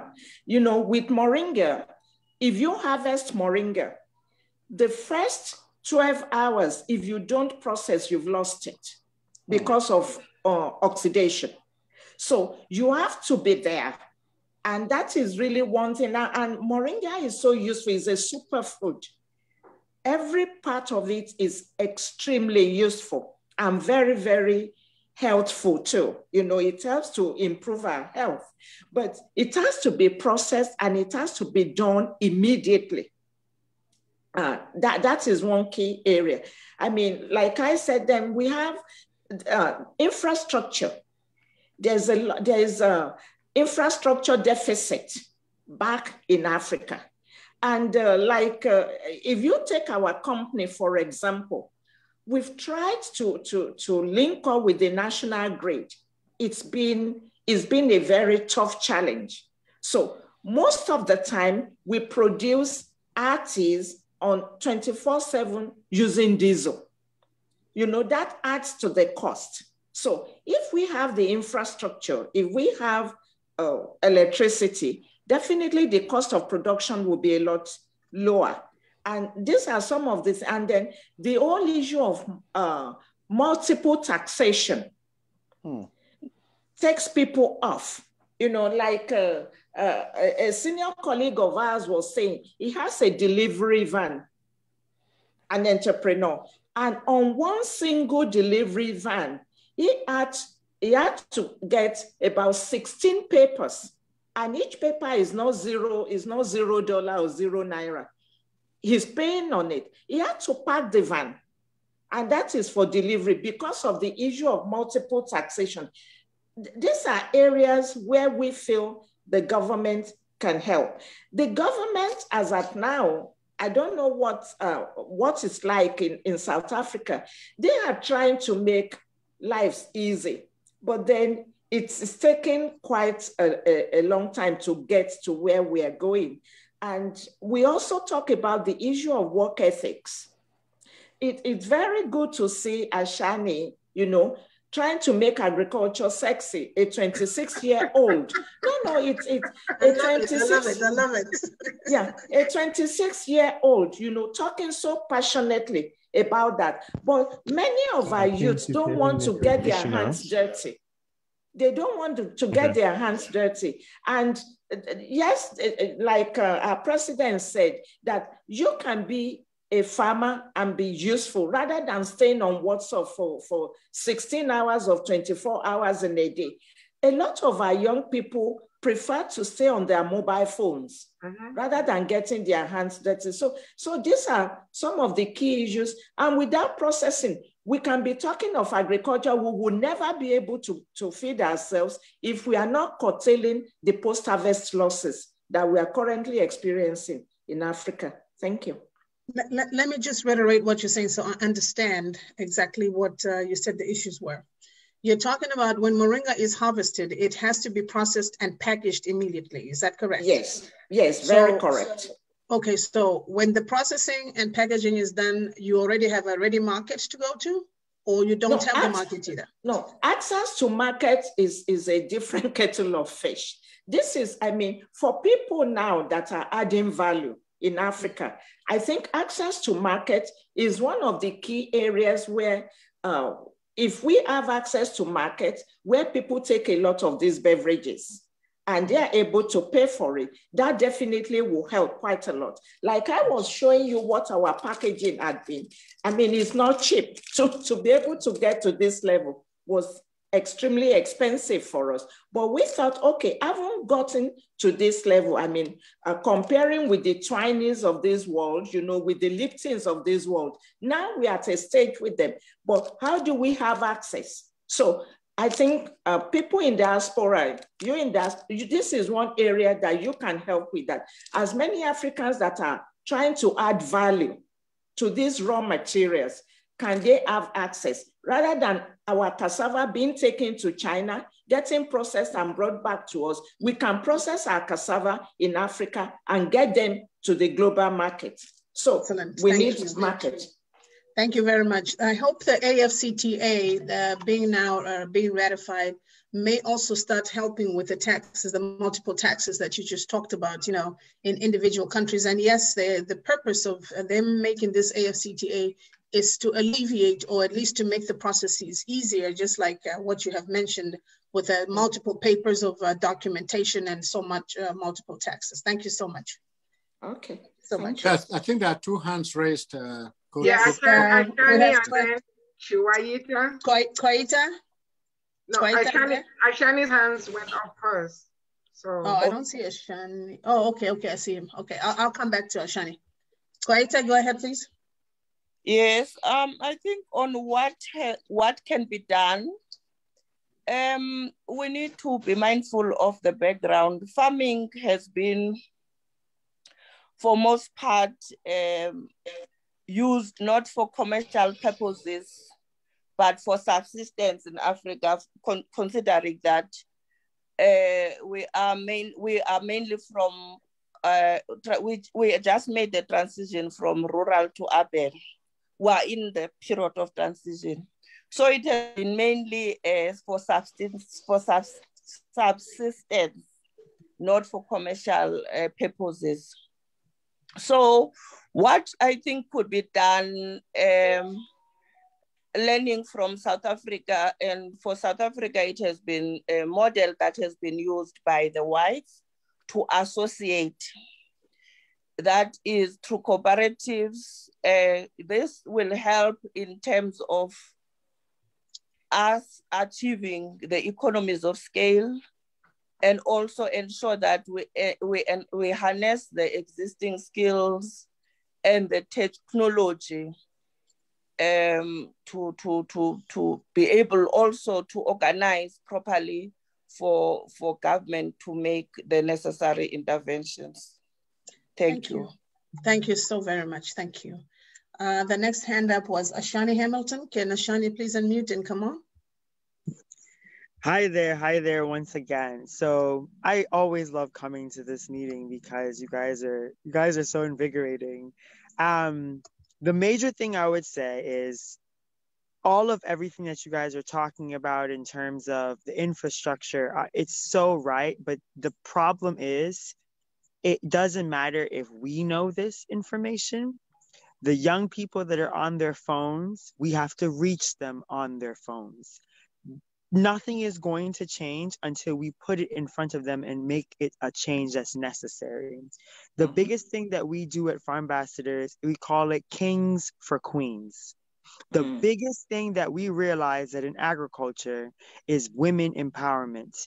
If the young girls are not just being mothers and daughters and young mothers and wives, if they get to go to school, if they can learn how to build their own kingdoms, the population will level itself out.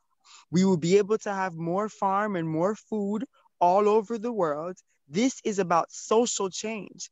If women are allowed to go to school and get an education, they will be able to understand infrastructure, taxation, and how to get processes to be able to get these things all over the world. The Chinese have nothing on the Africans. We are the largest population in the world.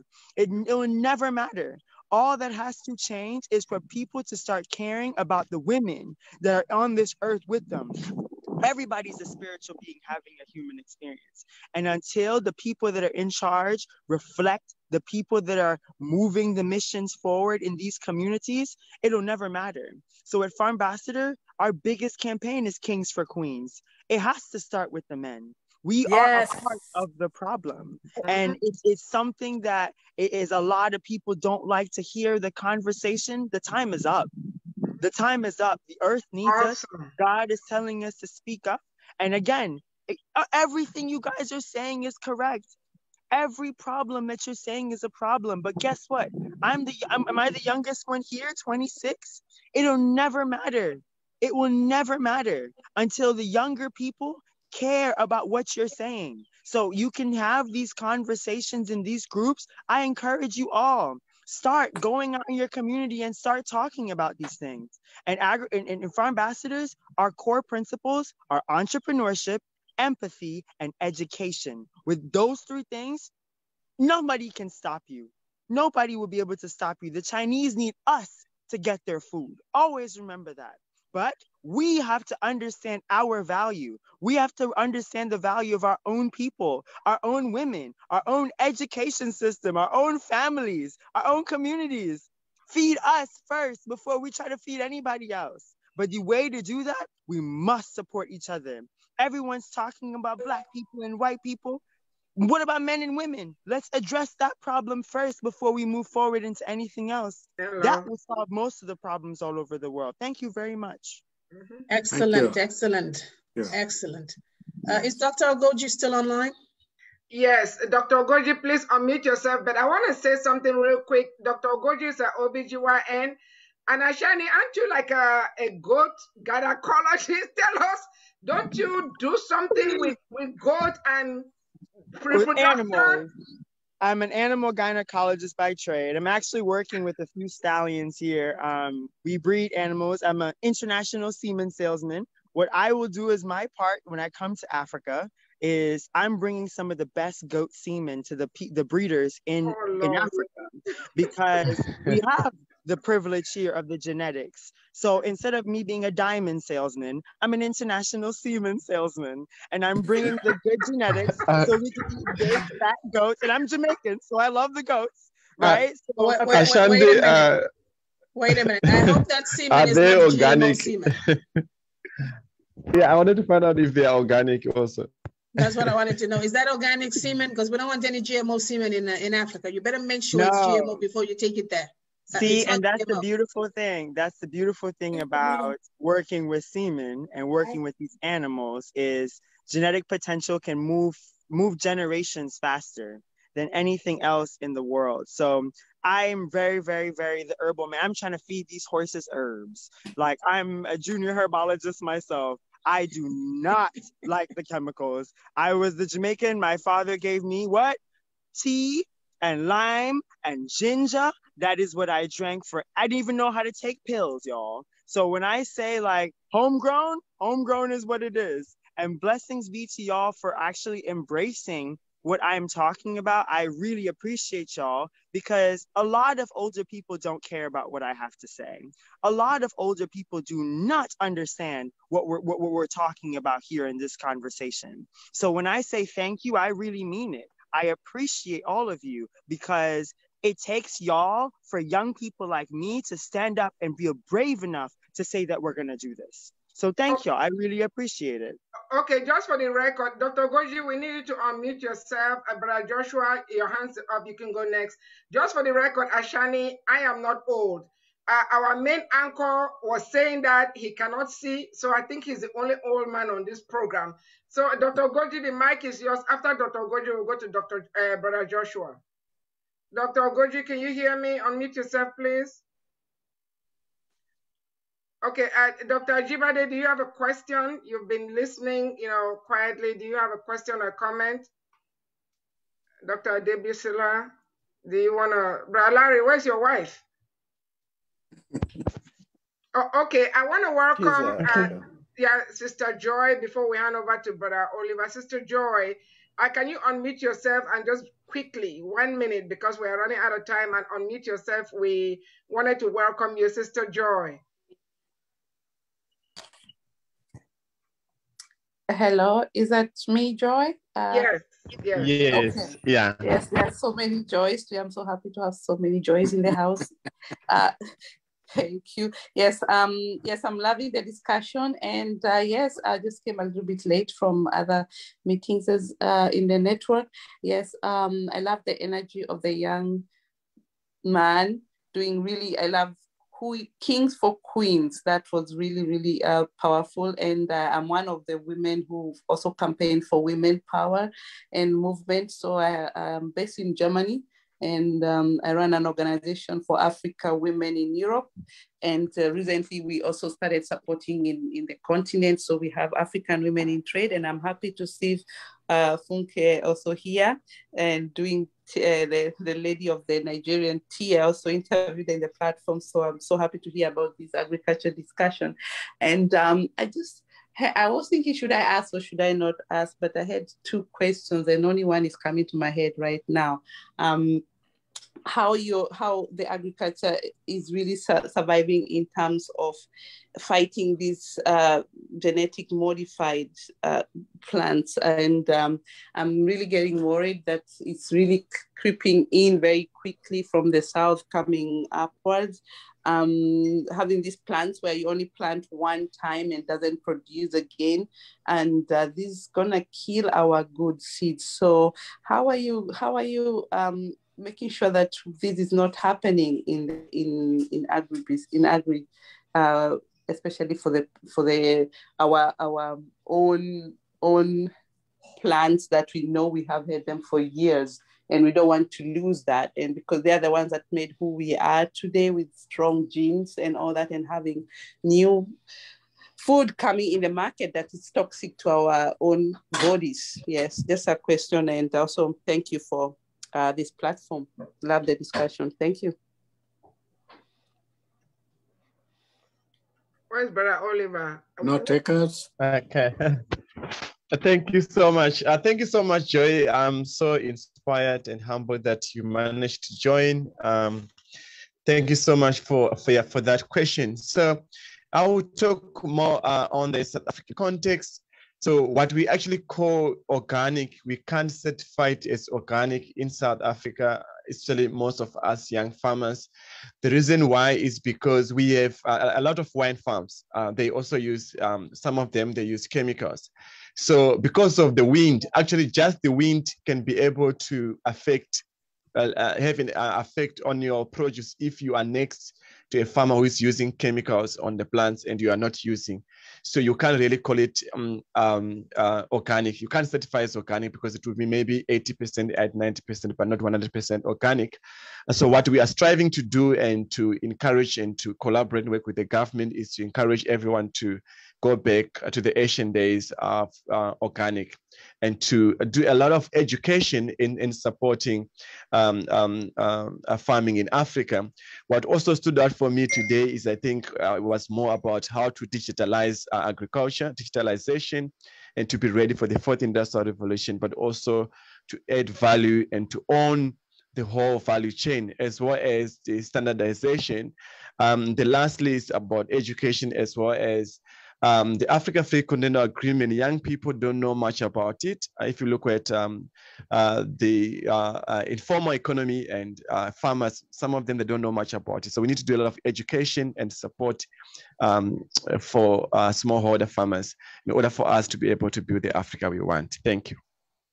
Okay, I have a question for Brother Oliver. You know, I hope Sister Winnie did speak, but Dr. Ogoji, I don't know, I called you earlier, no response. But for those who are joining us, Dr. Ogoji is our Chief Medical Advisor, and he loves fish farming also.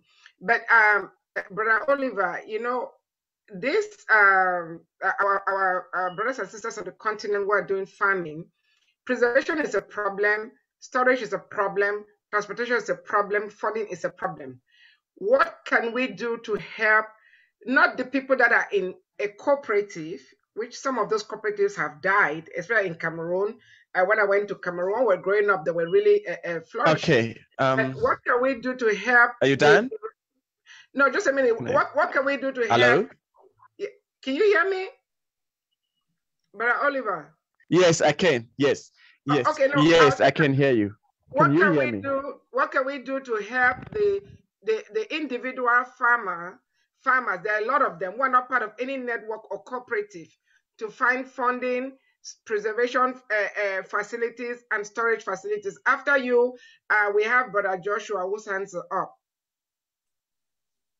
Okay, so I will talk, maybe we can start with, with our own cooperative. I know it's a smaller cooperative, but when it comes to funding and how to do preservation, what I have learned through the pandemic, through this past year, is to have critical thinking and to collaborate. So I always call it an understanding your network, network building to grow your social networks. They say your network is your net worth. So collaborating, because when we collaborate, there is sharing of knowledge and we create market as well among ourselves. But we can also, if farmers can also reach out to us where we can work with them in facilitating funding and to help them with also education and guidance on what to grow. Because as a farmer, you can't just grow. When I started doing farming, I used to grow a lot of spinach. And one time I had lots of spinach that I couldn't even sell. All of it was just too much. So you need to first have the market of what you produce. So we also help in guiding farmers on what to plant, what is on the market, and also standardization, and also help them with capital raising to be able to build the infrastructure that they need to preserve and to do agro-processing. Thank you. Yeah, so. Yes, thank you very much, Madam Chair. I was going to turn my attention to Brother Lanre. I think he's been quiet for a long time, and to also see if Dr. Goji is unmuted. Then we'll move forward from there. Anyone? One of them? Brother Lanre? Yeah, I think I asked a question that has been bothering me, and it's been answered regarding the agricultural processing. Okay. One of the key things there is that I don't know, something is going on in Nigeria, in Lagos, that's called government farming. I don't know, people will bring, different investors will come together, invest like 250,000, 300,000 or something like that. and they would tell them they are investing in piggery, they are investing in, I don't know, all sorts. Because I have an uncle who is part of that. And for the past 3 years, I've been asking him what's the progress, and whatever all he has been telling me is just that, well, people, we are not getting anything from this, and it's giving me a lot of concern. That even if some of us who are here, we want to do something back home, and that was what brought about the government regulation or government support, that even if that we have 2, 3, 4, 5, up to 10 people coming together to start something to support the farming system, providing that funds, you know, individual funds. How are we going to be sure that these investment are going to be secured, yield the expectations? So those are the questions that have been on my mind, because this platform is giving a lot of information that can turn around Africa for good. Brother Oliver, Oweneteka, please go ahead. I don't know if I had the question properly. Okay, what I was trying to say is that I'm directing my question to Nigeria, because I have someone who has invested so much about a government control program that people will bring in, will contribute money, and government will help them to invest in a particular type of farming. And for the past 3 or 4 years, nothing has been, they have not been able to show anything for it. The answer is that we are still expecting. They have everything that they have built. They have done the farming. Then they've exported it, and we haven't gotten the money.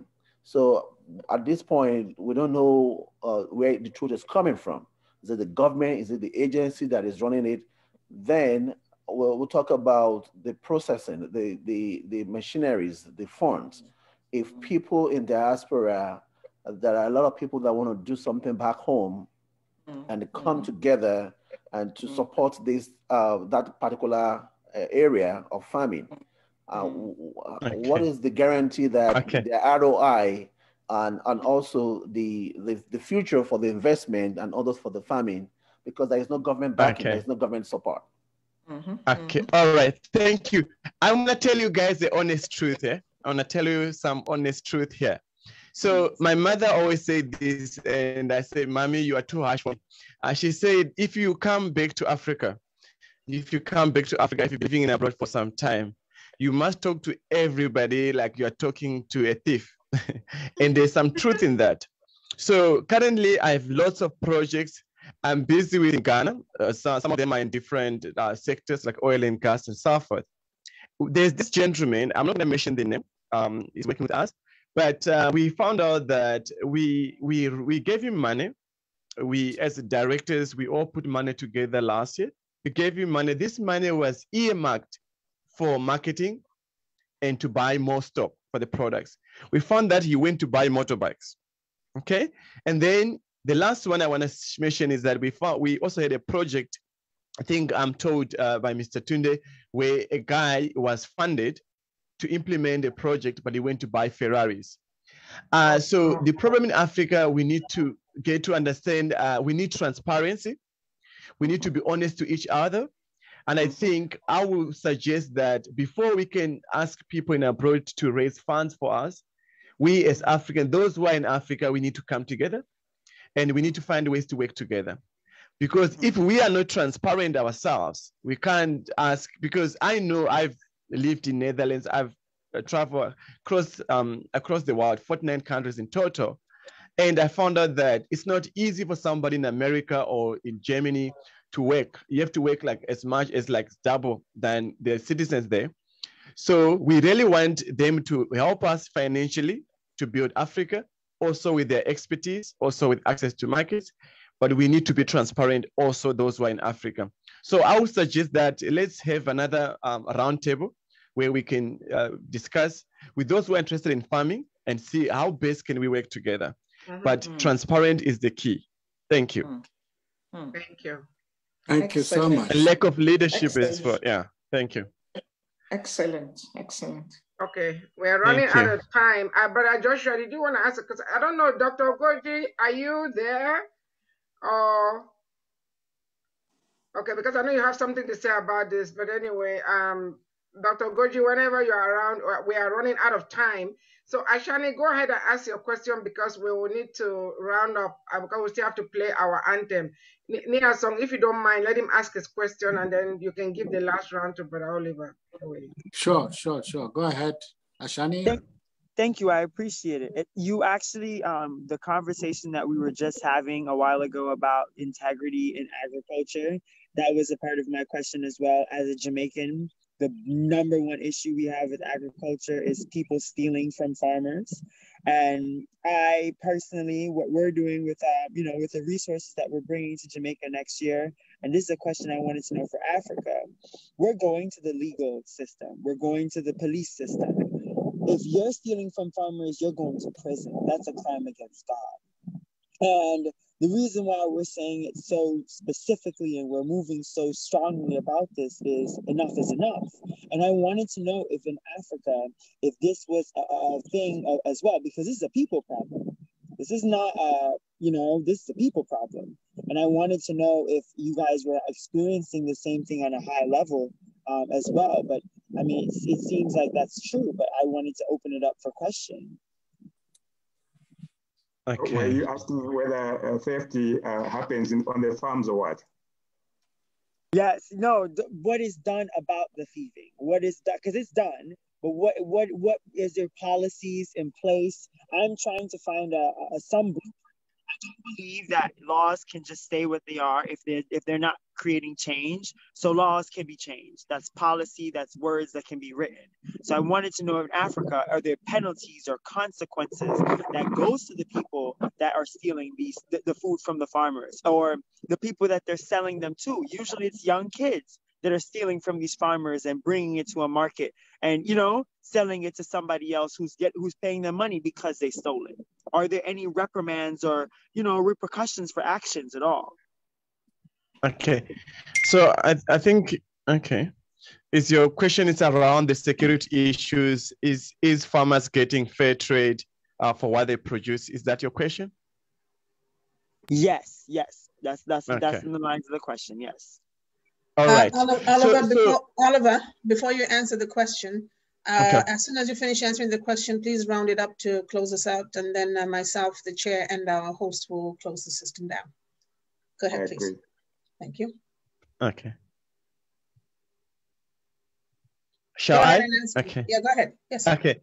All right. Thank you. So what we are doing with our company, with our organization, for example, we have some success stories where we buy shea butter from women corporates in Uganda and Sudan and promote it and sell it in Europe, in Netherlands and other parts of Europe. And we also currently busy working with Ghana, where we will be this year, where we will be selling about 57,000 kilos of chicken every month. So what we are trying to do is, as an organization, is to help. I know if we come together, we can do more in making sure that there is fair trade. I think we've been talking a lot about this. I think it's time for us to act. And I think it's something that we are working on. And I think there is progress, but I think we can do more by continuously collaborating and working together to make sure that there is fair trade across Africa. Thank you. Thank you so very much. Asonglefac? Thank you very much. I think at this point, we're going to wrap up the program. The chair, have you a word to say before we do that? Yes, on behalf of Africa Online Media Corporation, I really want to thank all our participants. As is obvious, I mean, we had to extend the show by 30 minutes. The good thing is that we're not on anybody's clock. We're on our own clock, That's why our slogan is Africa Online Media Corporation for Africa by Africans, or in short, Africa Online for Africans, for Africa by Africans. We are definitely going to be doing a sequel in the near future. And Sister Joy, get your team together. We're going to do a tag team with you and Brother Oliver and Brother James. You know, Brother James, we're taking your suggestion, but I'll also like to invite you to be part of the production because, you know, we need all the support we can get. Before I play the anthem, I really want to thank every person and, of course, our anchors who, you know, don't get angry when I change things, you know, on the spot. And Ambassador Lisa, you rock. You know, so thank you so much. The president is trying to pretend that she's angry. The information on the event is being posted on the chat box. Please, let's register and support our brothers. Nia Song, I'm about to pull, if I can find it, I'm about to pull, oh, wait a minute. I'm going to pull the anthem. So, Nia Song, you can say the final word in French. You know, and I do our announcement for next week's topic, which is uterine fibroids and endometriosis. Do it in French for the benefit of our French-speaking brothers and sisters. You know, then I'll play the anthem. Before Nia Song closes out, I just have some information I received here. There was somebody here who was talking about African herbs. I can't remember who was saying it. There's a Zoom which is scheduled by the diaspora next week. I believe at, is it 12 p.m.? If they would like this information, I'll be more than happy to share it later. Okay. Thank you very much. Yeah, let them inbox us in info or africaonlinetv.org and our president will send you the information. I believe it was, I'm sorry, I believe it was Ashanti had made mention of some herbs. Yeah, okay.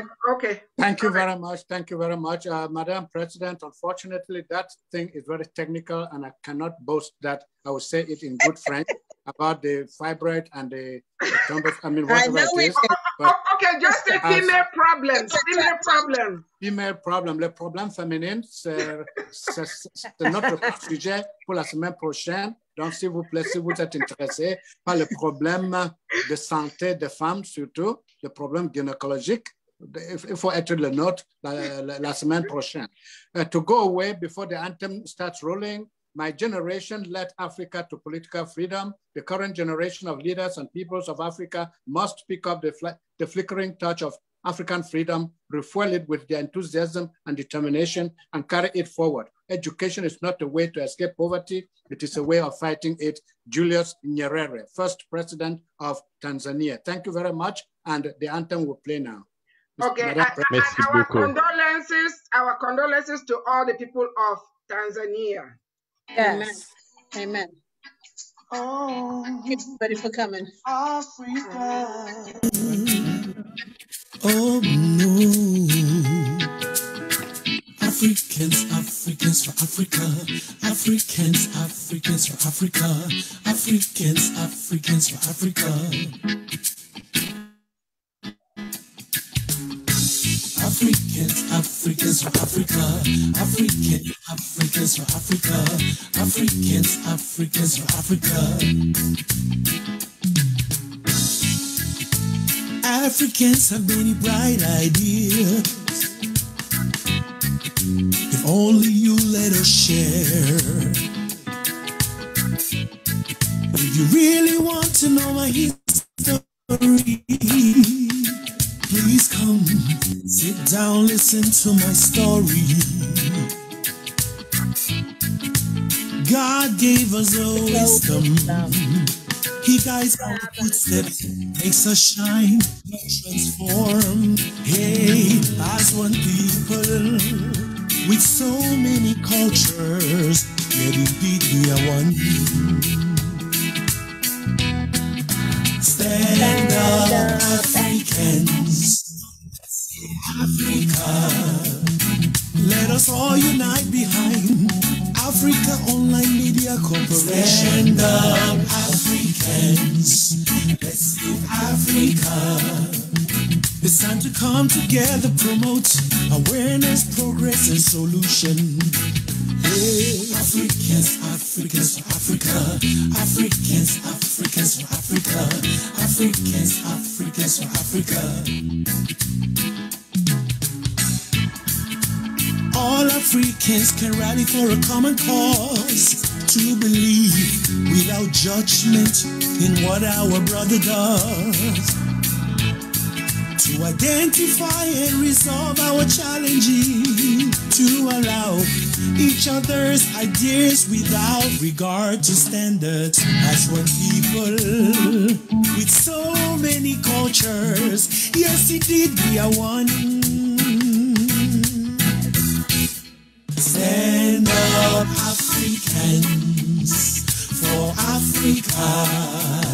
Let us solve all the problems plaguing our continent. Stand up, Africans. Let's save Africa.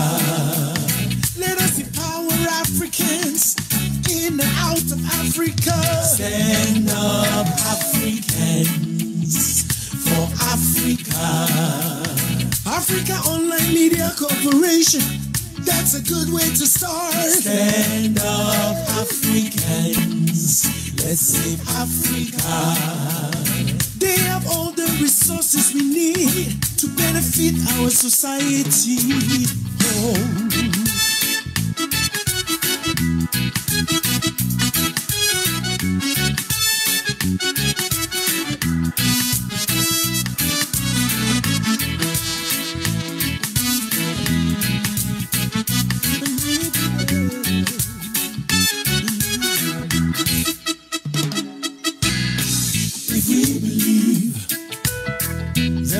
Education for everyone. If we believe